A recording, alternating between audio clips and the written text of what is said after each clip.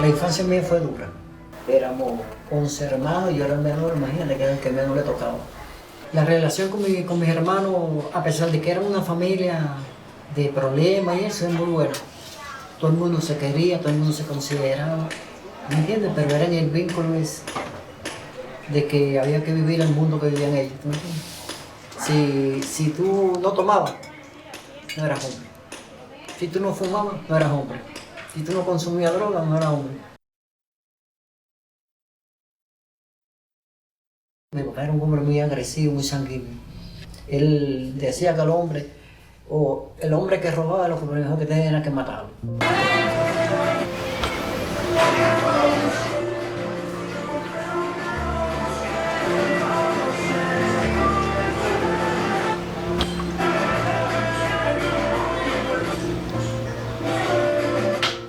Yo pasé momentos malos en mi niñez también, ¿eh? Porque yo no me crié con mi mamá y mi papá se separaron en el año 68.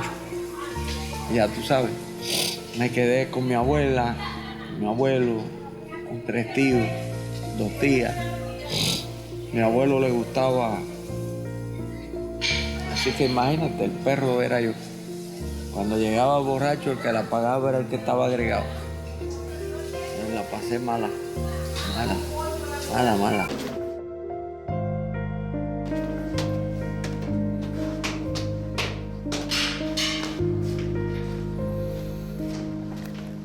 Sé que cuando ya vengo a entrar al servicio militar, pues ya empiezo a tener problemas. Cuando llego yo era un muchacho, tenía 17, 16 años.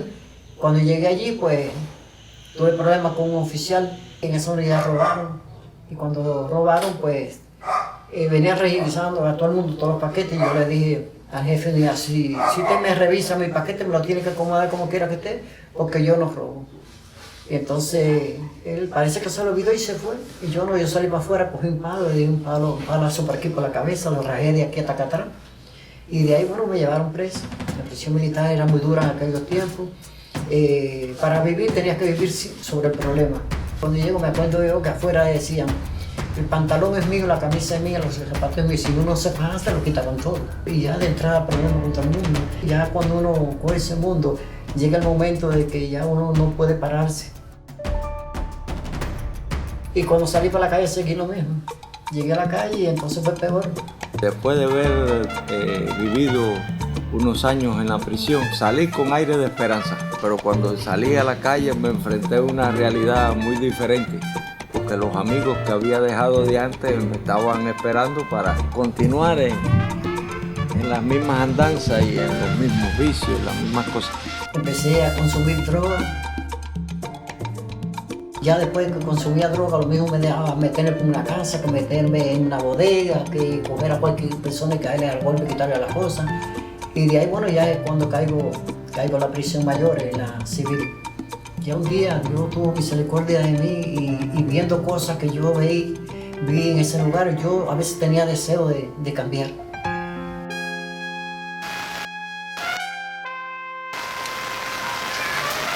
Pero si yo decía que quería cambiar, el guardia me iba a decir, te metiste homosexual, como se lo decían otras personas. Mi familia cuando me iba a ver, el consuelo que me daba era, el que te toque, mátalo, que en mi casa no puede haber homosexual. El que te toque, mátalo, que nosotros venimos a traer java aquí a la prisión. Imagínate, yo que tenía todas esas cosas metidas en la mente, en el corazón, ya continué toda esa vida. Bueno, gracias a Dios salgo. Y cuando en ese tiempo que salgo, es cuando me topo una muchacha que yo la utilizaba, yo le decía, entra a los kioscos y ve a las personas mayores que tengan bastante dinero y sacamos por afuera. Afuera yo le caía a golpe y le quitaba el dinero. Esa muchacha cae presa. Por allá por Holguín, por otro terrible. Pero que cuando yo ya salgo en la otra prisión, ella sale también. Y me la tomo en la calle y le digo, Lourdes, qué bonito te has puesto, ahora sí me caso contigo. Y dice, no. Y digo, ¿por qué? Y dice, no, porque yo me casé. Y digo, ¿por qué tú te casaste? Y dice, no, yo me casé con Jesucristo. Y yo lo dije con una jarana. Digo, pues mira, para andar así bien como tú andas, pues yo me caso con Jesucristo. Un día me encontré un amigo. Y lo vi con una Biblia. Al principio del 90 no era muy común. Había una crisis grande, que eso no es un secreto para ningún cubano. Y eso motivó un avivamiento evangélico en Cuba. Y bueno, yo fui fruto de ese avivamiento. ¿Por qué? Porque cuando el amigo me habló de eso, le dije, bueno, ¿y qué hay que hacer para ir a la iglesia? Me dijo, no, lo que hay es que ir. Digo, bueno, pues yo quiero ir. Y entré a la iglesia, óigame, una cosa fenomenal. Era Dios esperándome a mí. A todo lo que decía el predicador aquel, yo me lo estaba diciendo a mí, decía, había una columna así en el templo aquel, y el predicador hablaba y yo estaba detrás de una columna y yo trataba, porque todos me lo estaban diciendo a mí. Yo decía, ¿será que mi amigo le dijo al hombre que yo venía? Y el hombre decía, el predicador decía, donde quiera que te metas, no te escondas, yo te estoy mirando, decía que de parte del Señor. Y bueno, no me quedó otra alternativa. Cuando el hombre dijo, no huyas más, Él te está llamando, ven. A mí no me importó prejuicio de qué dirá la gente. No, yo caminé hasta adelante. Y me dice el hombre, ¿qué tú quieres que Dios haga por ti? Cuando él me hizo esa pregunta, yo le dije, bueno, yo lo único que quiero es que mi vida cambie, compadre.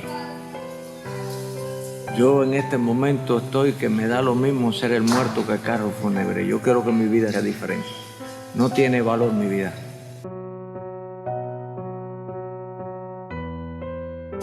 Y el hombre oró por mí, parecía que nada había sucedido. Pero hay una gran realidad, más nunca me he podido separar de él.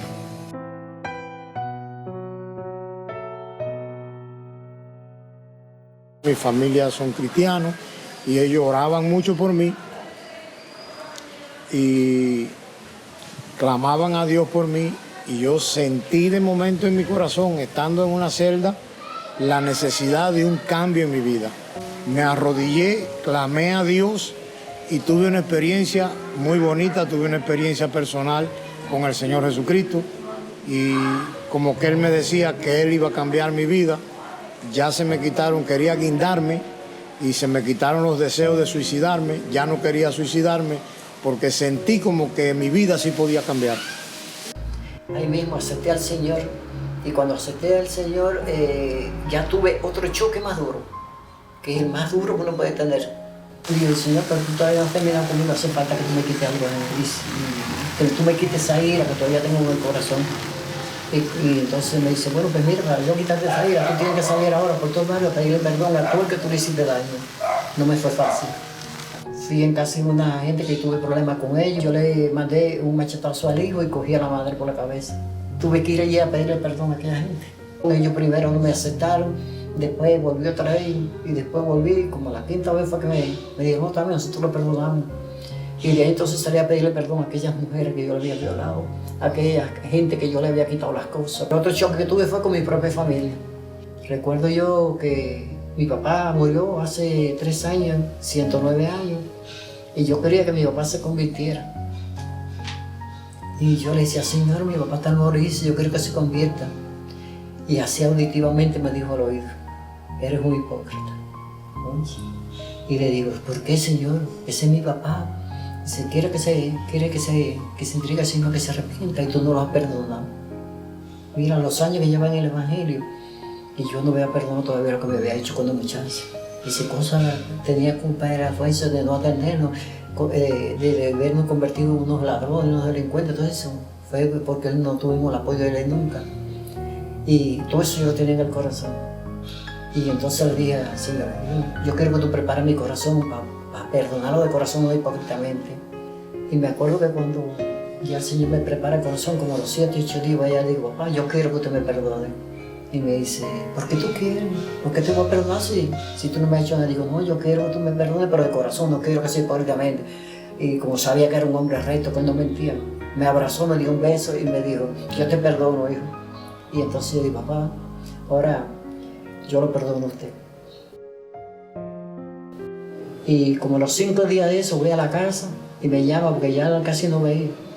Y me dice, ¿quién está ahí? Bernardo. Dice, Bernardo, ven acá. Y dice, háblame algo de Dios. Y llevé el Evangelio y gracias a Dios aceptó al Señor y partió con el Señor como el año y pico de eso. Es algo que muy grande. Le doy gracias a Dios porque eso fue una cosa que más yo pedía en mi familia. Y le doy gracias a Dios porque, bueno, mi papá partió con el Señor, mis hermanos mayores antes eran problemáticos. Y ya en mi familia ya se perdió la borrachera esa de todos los fines de semana borracho, se perdió la agresividad y todo el mundo somos respetados en ese pueblo, pero no somos respetados por lo que éramos antes, sino por el cambio que hemos tenido. Y a partir de ahí, de esas primeras experiencias, de ese primer amor, empecé a recordarme de aquellos que estaban allá conmigo en la prisión. Y que estaban como estuve yo, sin esperanza. No he podido olvidarme de esa gente. Allí hay muchas personas buenas. Ya cuando conozco el Evangelio, tenía el sentir de ir a llevar la palabra a la misión. Porque yo sabía que allí hay personas que necesitaban de Dios. Yo sabía que allí hay personas que hacían cosas horrendas porque no tenían la ayuda de nadie que le llevara el Evangelio. Yo soy capellán en la provincia de Camagüey y comencé este trabajo en la década del 90.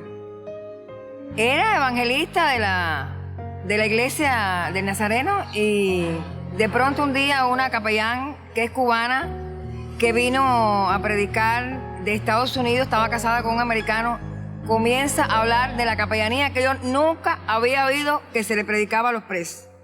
La capellanía es el servicio que prestan los seguidores de Jesucristo en aquellos espacios fuera de templos, de instituciones religiosas, en lugares donde las personas están sufriendo, para darles apoyo emocional y espiritual.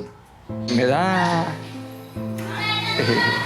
una tristeza a veces porque nadie se acordaba de los presos.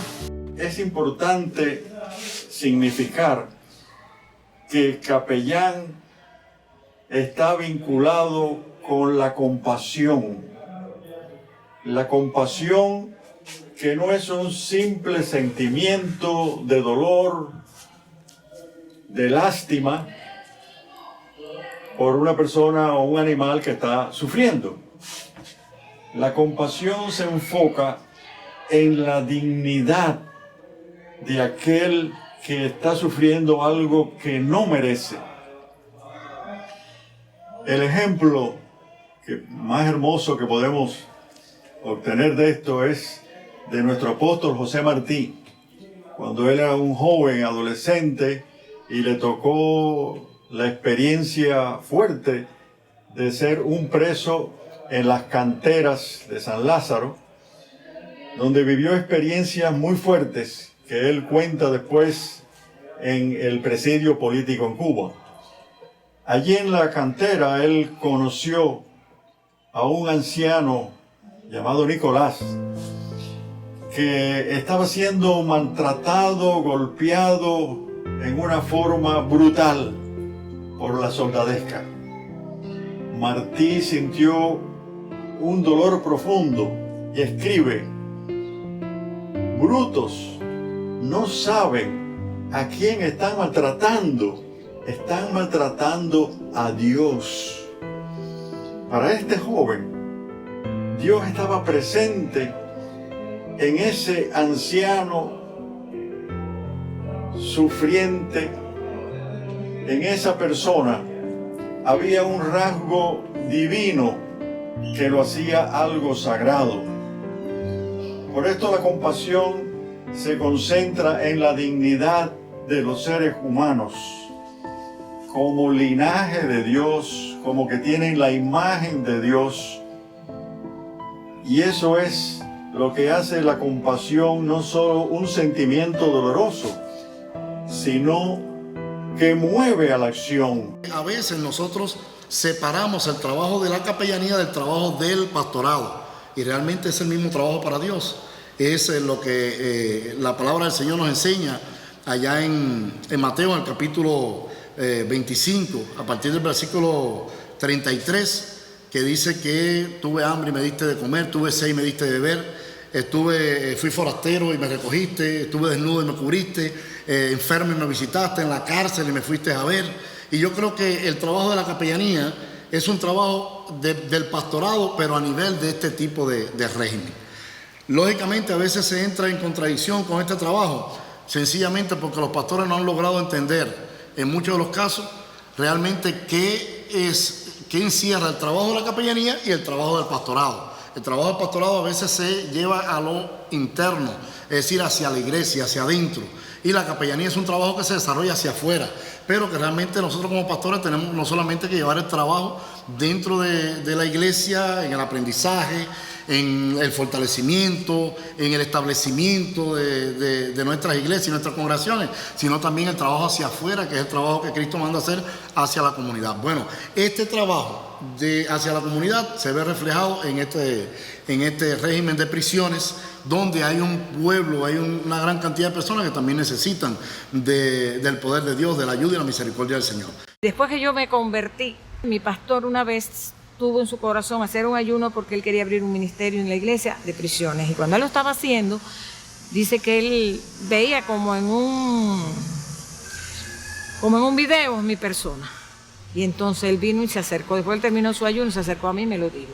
Yo le dije, no, está bien, pastor, yo voy a aceptar. Dice, bueno, vamos a dar un culto de apertura y vamos a invitar a todas las personas que tengan familias presas. Y cuando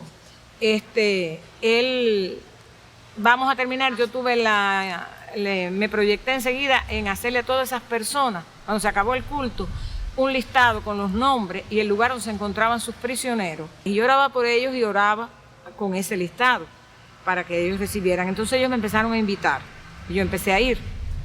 En mi tiempo no se predicaba el evangelio en la cárcel.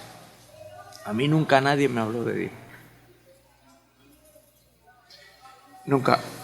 Y recuerdo que yo fui por eso, a hablar con mis amigos. Y comencé a hablar con ellos.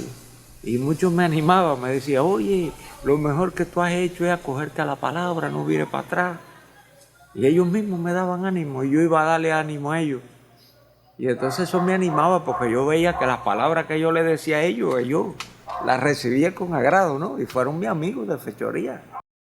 En aquella época, en Cuba no se podía dar cultos en la prisión, ni ir como pastores, solamente con los familiares. Y así comenzamos. Nosotros empezamos entrando a la prisión de escondido. Tuvimos que aprender a orar con la mente, a orar con los ojos abiertos, porque si te veían eso te botaban de la prisión. Y entonces tenía dos cosas que me perturbaban. La primera era que no dejaban entrar el evangelio en la prisión. La segunda era que yo había salido de esa prisión Entonces aquellos guardias pensarían de que nosotros íbamos a pasar droga, que nosotros íbamos a pasar otras cosas, que un cuchillo, una bayoneta, algo de eso. Entonces ese fue el primer reto que tuvimos. Tenemos que fingir y mentir, decir que entramos como visita. Ya nosotros cuando veníamos a las visitas de los internos, era con todos los familiares que venían, pero entonces ya le predicábamos a otros que venían a la mesa. Y fueron transcurriendo los años y ya yo me fui siendo una persona muy allegada allí a la prisión, hasta que llegó el 2009.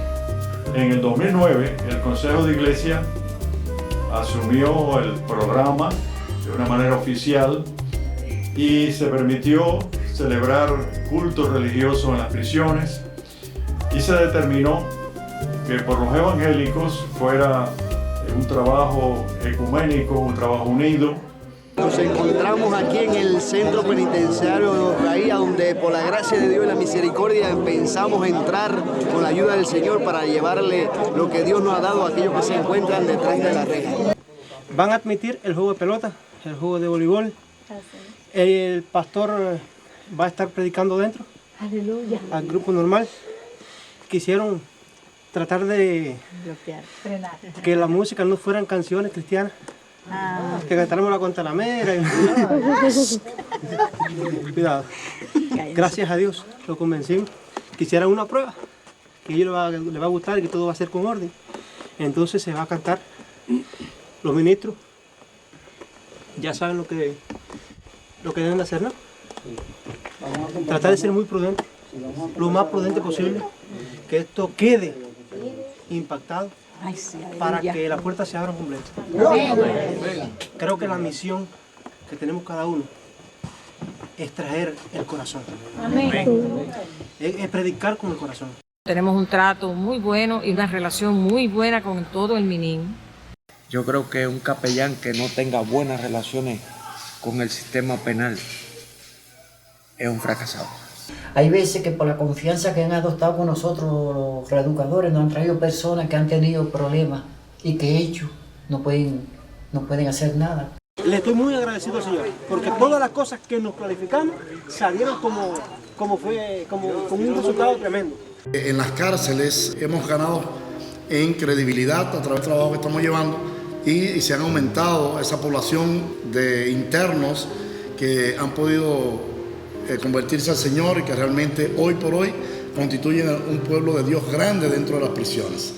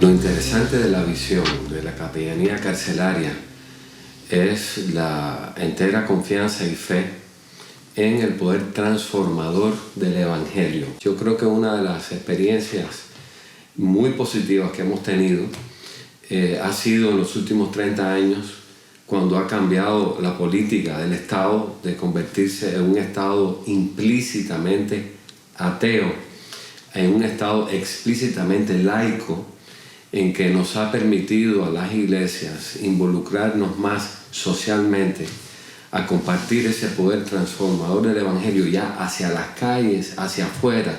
Además de las 2 asistencias que damos en el mes, directamente al interno en las cárceles, tenemos un día al mes también programado para tener un encuentro con la familia, para apoyarlo desde el punto de vista emocional, desde el punto de vista material, porque también ayudamos cuando tienen necesidades materiales. A veces no saben qué hacer o qué llevar al preso y nuestro ministerio ayuda y apoya en este sentido. Orientamos, damos terapias de grupo, hacemos que ellos también puedan aliviar las cargas, que por lo menos sientan ese acompañamiento pastoral que nosotros damos a los internos dentro de las prisiones, también ellos se sientan identificados como familia, algo que de cierta manera alivia un poco la tensión del preso, porque allí hay padres con hijos, hay esposos con esposas, hay hijos que tienen madres solas, madres muy enfermas, madres que están mayor de edad, y todas estas cosas constituyen una carga mayor a la hora de pasar su condena. Cuando hablo de la familia, es un sector que ha estado bastante olvidado, y me parece que, a diferencia de la justicia resalsiva, que es la que realmente se lleva a nivel del Estado, nosotros como ministerio hemos implantado dentro de las prisiones, a través de nuestro trabajo, lo que llamamos la justicia restaurativa, que va más bien a restaurar al recluso, a poder restablecer esa comunión o esa relación familiar que se rompe una vez que se está dentro de este tipo de situaciones, y hemos visto verdaderamente cómo esto ha sido de beneficio, no solamente para el preso, sino también para la familia. Es importante porque si queremos restaurar, si queremos realmente reinsertar al preso en la sociedad como un hombre de bien, como un hombre de Dios, como un hombre restaurado, pues también tenemos que trabajar con esta parte del ambiente familiar, de ese núcleo realmente que está disfuncional, que una vez que él vuelve de la prisión se encuentra con el mismo ambiente, con el mismo rechazo y demás, y esto hace que muchas veces ellos vuelvan otra vez a caer y a reincidir en los mismos delitos y una y otra vez estar en las prisiones. Algunos de los capellanes que tenemos son personas que han pasado por las experiencias de estar en prisión y han tenido historias que contar muy interesantes, cómo han podido superarse y transformarse en personas llenas de amor y llenas de deseo de servir al prójimo. He aquí yo estoy delante de todo tu pueblo. Haré maravillas que no han sido hechas en toda la tierra ni en nación alguna. Y verá todo el pueblo en medio del cual estás tú la obra de Jehová. Porque cosa tremenda será la que haré contigo. Ese texto ha marcado mi vida totalmente. Y he visto hoy que esa palabra se ha cumplido.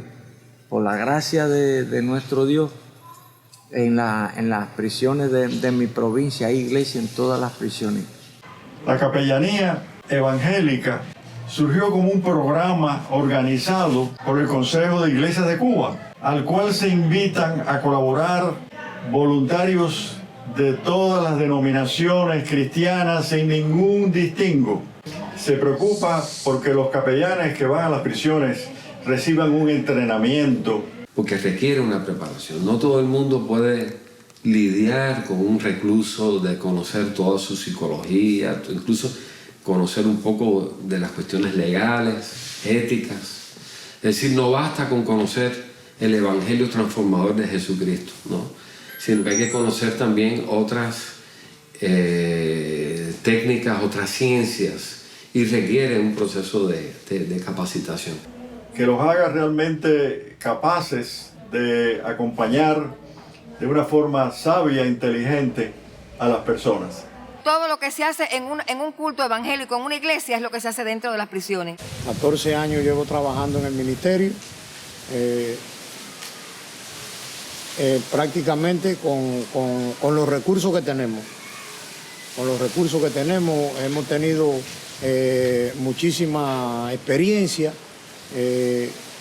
a veces un poco de flaqueza también en el trabajo, porque a veces se nos unen muchas personas que son creyentes y cuando oyen hablar de ministerio de prisión, pues creen que es un ministerio con recursos y entonces pues choca, porque se dan cuenta que hay que tener amor, hay que tener mucho amor y mucho deseo de trabajar en la prisión para hacer este trabajo. La capellanía nunca me ha sustentado. nunca. Esto ha sido una obra por amor. He pasado, aquí hay un hombre, se llama Pedro Reyes Espinosa. Este hombre vino preso de allá de Estados Unidos, de Atlanta. Vino preso para acá. Y cuando él los trajeron para acá, estaba en la prisión, en la que le dicen prisión vieja, allá en Bayamo. Y yo iba a los campamentos, a un campamento que había atrás, a visitar a otro interno que llevaba muchos años. Yo hacía 17 años lo estaba atendiendo. Y se dieron de cuenta de mis zapatos, porque bueno, ahora tengo zapatos bonitos, pero en aquel tiempo, en pleno periodo especial, me había pasado varios años preso. La ropa mía, y no había ropa de preso, así que mi ropa, me quedé sin ropa. Y andaba muy mal vestido. Cuba estaba pasando por una crisis grande, eso no es un secreto. Y recuerdo que este varón que está ahí, Pedro Reyes Espinosa, el hermano Mel habló con él y me hicieron un par de zapatos en la misma cárcel.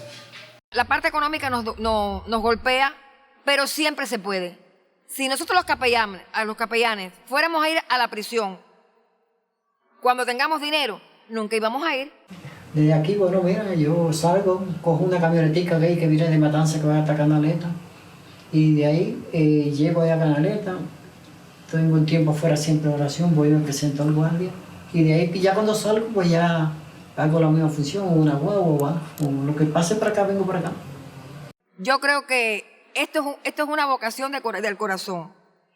Siempre digo, soy capellán porque quiero el cambio del hombre, quiero el cambio de la mujer que está tras las rejas, privado de libertad.